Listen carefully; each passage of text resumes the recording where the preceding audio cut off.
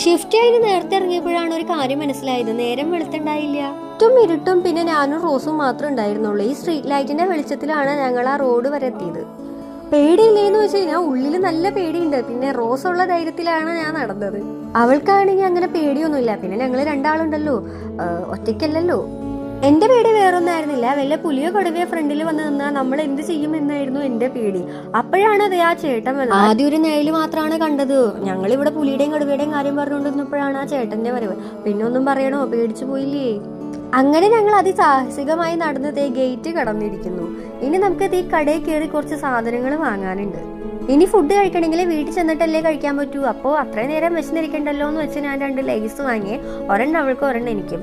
പിന്നെ എനിക്ക് പൊട്ടിക്കാൻ പറ്റാത്ത കാരണം ഈ കടയിലെ ചേട്ടനാണ് അത് പൊട്ടിച്ചു തന്നത്.